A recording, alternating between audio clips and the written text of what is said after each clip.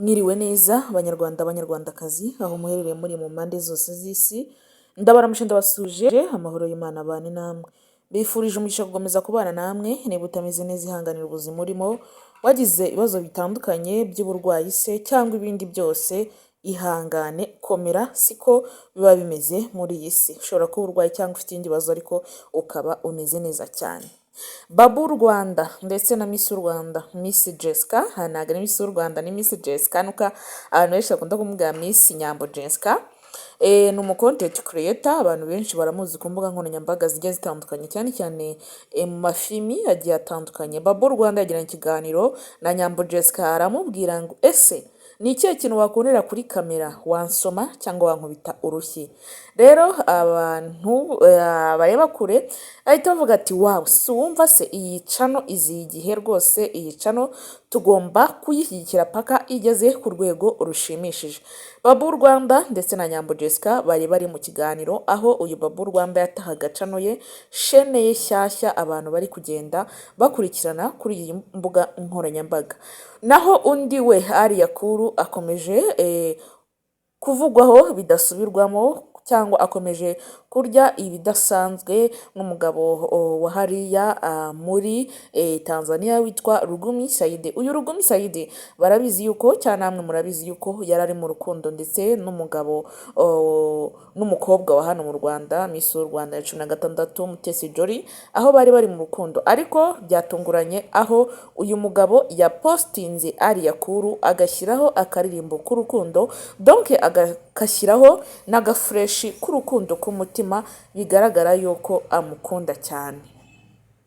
Ni byiza ni by'agaciro cyane kubona uyu mugabo ndetse n'uyu mugore bari mu rukundo, aho bakatiranye na Miss Mutesi Jolly, ariko Miss Mutesi Jolly we ntabwo aza kubitangaza ku mbuga nkoranyambaga, ahubwo we aba yibereye mu mari ze ari kwiyubakishiriza inzu, ndetse aba afite n'ibikorwa byinshi bigiye bitandukanye. Ibi byose rero nibyo ngira ngo nze twinjire mu kiganiro cyacu uyu munsi. Niba ari ubwa mbere ugeze aha, kora aho hasi yanditse subscribe cyangwa se abone, kugira ngo ujye ubona notification z'ibiganiro byacu byose bizajya bica kuri iyi sheni. Kandi tubashimye yuko muri kugomeza mudushyigikira mukanda subscribe, kandi tubasha kugera ku rwego rushimishije. Ibyo rero turabibashimira, tugomeze dutere imbere kandi tugire no ku gihumbi, nibiba ngombwa tuzajye no ku bihumbi 100, bitewe n'urukundo namwe muzaba mwatweretse. Ibyo nibyo twifuza rero, yuko mutwereka urukundo, natwe tukabagezaho amakuru agiye atandukanye yavuzwe mu binyamakuru na breaking news. Twibanda cyane mu myidagaduro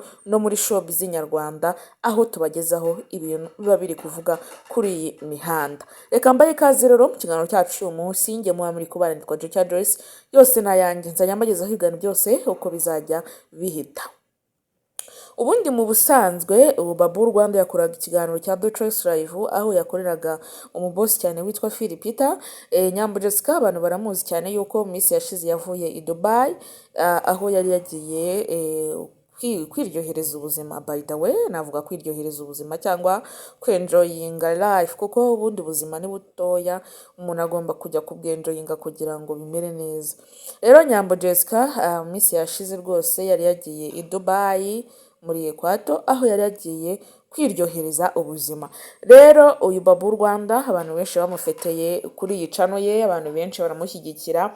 Ubwo rero yari yatumiye umukobwa mwiza cyane, Nyambo Jessica, aho yamutumiye bakagirana ikiganiro kirenga isaha kuri cano ya Babu Shyashya.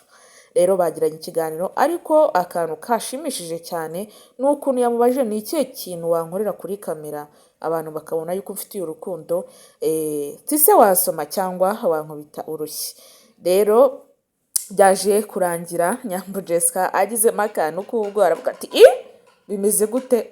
Tehoya tari kurw'urushyi rwo narugukubita. Rero ntabwo byari ibintu bavuga yuko bikomeye cyane, cyangwa twavuga yuko ari ibintu twakezi zitaho cyane, oya, ahubwo nuko bari kuganira kandi buriya kuganira biba bikenewe cyane iyo uganira n'umuntu noneho w'umusitari w'icyamamare uzwi, ukurikirwa n'abantu benshi cyane, uba ubona ari byiza kandi n'abantu baba babakurikiye baba babona ari byiza kandi bifuza yuko byakomeza kubaho kugira ngo mukomeze muganire abantu babashyigikire.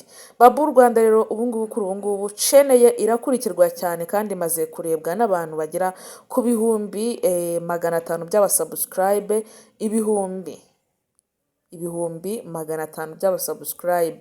Ubwo murumva yuko ari ibintu byiza cyane kandi abantu bari no gukunda kandi bakanakurikira.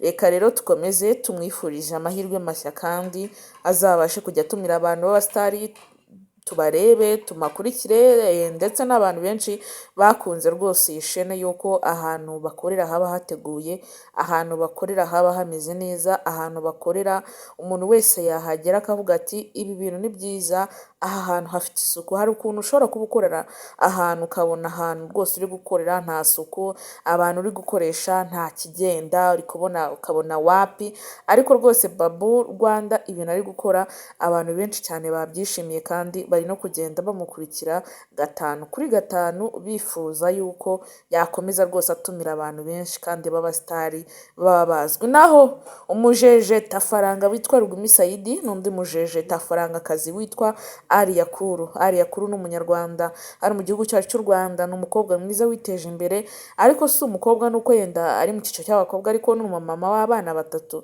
ntabwo akiri umukobwa ariko nawe yiteje imbere, ni umujejetafaranga. Kuri ubu ngubu ari gukurikirwa n'undi mujejeta, bose bafite amafaranga, wo mu gihugu cya Tanzania witwa Rugumi Saidi. Uyu Rugumi Saidi yakundanaga na Mutesi Jolly nk'uko mubizi, ariko ubu ngubu ntabwo bagifurowingana, ahubwo Rugumi Saidi yigiriye kwa Alia Kuru. Ubwo rero urukundo niho muri iyi minsi rusigaye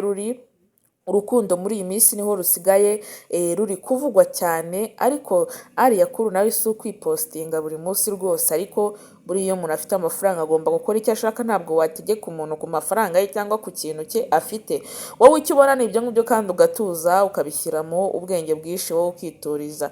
Alia Kuru rero ari mu rukundo n'umugabo Rugumi Saidi, bameze neza cyane, uri kubona yuko bari kwishimana ku mbuga nkoranyambaga rwose, Instagram bayikoroje, uri kubona yuko ari ibintu biri kurenga ku rwego twe twavuga nkaho yuko ari abasheri, ari abafiance, bari mu rukundo cyane. Ni byiza, ni by'agaciro.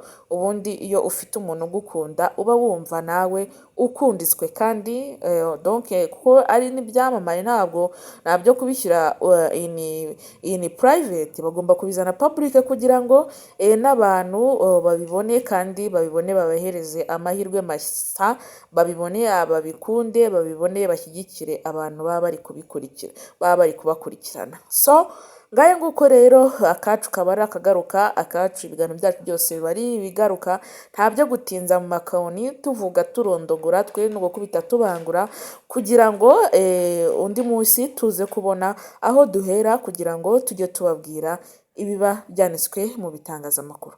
Ngaye nguko rero umunsi mwiza kandi murakoze cyane.